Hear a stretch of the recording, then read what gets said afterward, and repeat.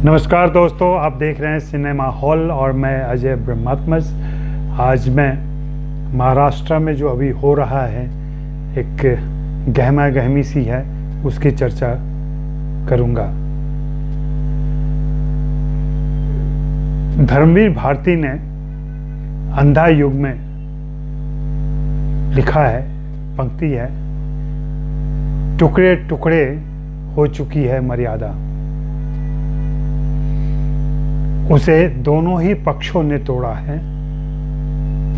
पांडवों ने कुछ कम, कौरवों ने कुछ ज्यादा।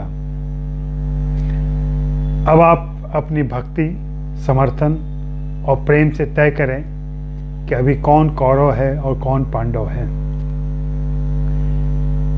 फिलहाल कांग्रेस के अध्यक्ष, महाराष्ट्र के अध्यक्ष नाना पटोले ने बयान दिया है कि वे महाराष्ट्र में अमिताभ बच्चन और अक्षय कुमार की फिल्मों की शूटिंग नहीं होने देंगे और उनकी फिल्में रिलीज भी नहीं होने देंगे।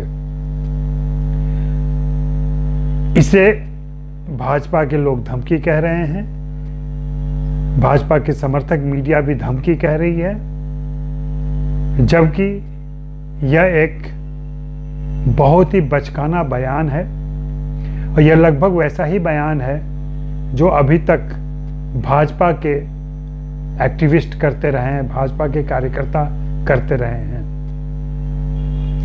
ऐसी धमकियां और ऐसे बयान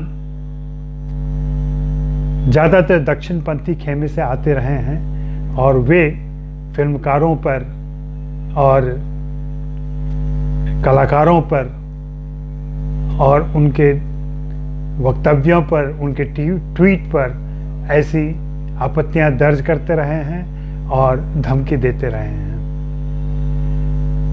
तो अब अगर कांग्रेस इस तरीके का बयान दे रही है तो लगभग यह वैसा ही पांसा फेंक रही है जो अब तक उसके विरोधी या अभी सत्ता के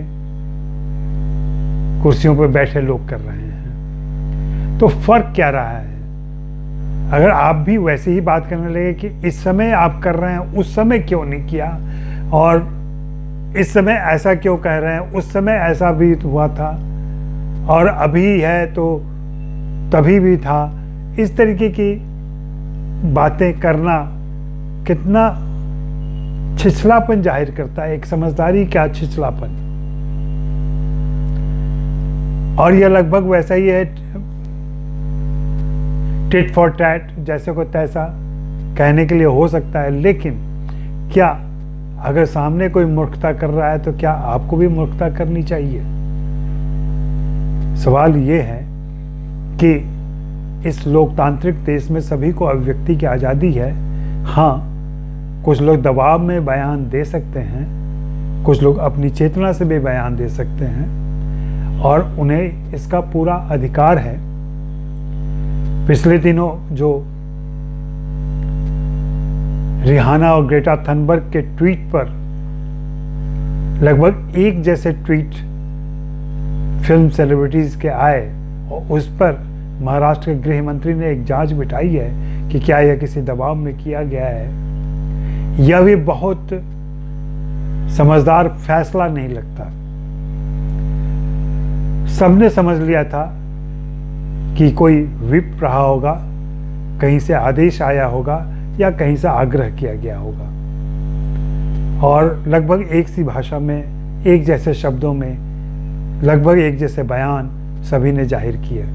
इंडिया टुगेदर, इंडिया टुगेदर से किसको इनकार हो सकता है? लेकिन एक सामान्य से ट्वीट पर इस तरीके से लोगों का बौखलाना और सत्तारूढ़ पार्टी का अपना एक स्टैंड लेना अभी समझ में नहीं आया।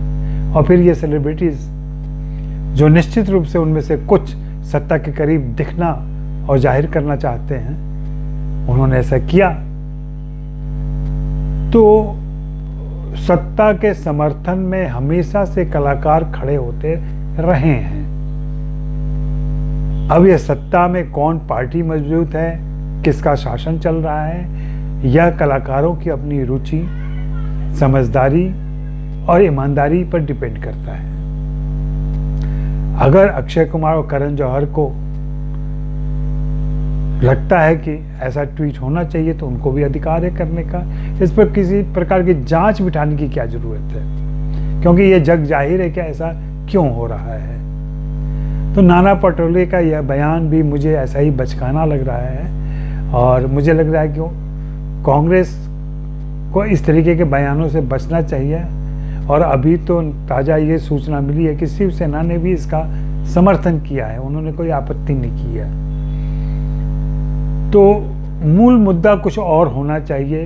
बड़ी बातें, बड़ी समस्याएं ज़्यादा चुनौतीपूर्ण हैं, उनको सुलझाने का प्रयास होना चाहिए।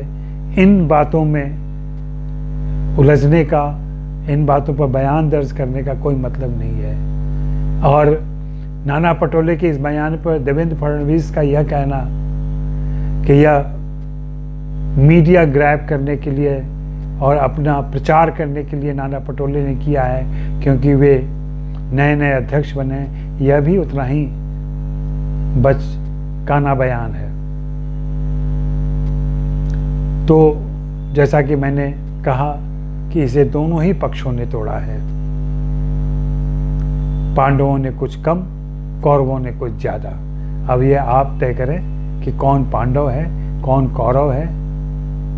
ये है कि मर्यादाएं टूट चुकी हैं और लगातार टूटती जा रही हैं। अफसोस की बात है, लेकिन यही देश की स्थिति है।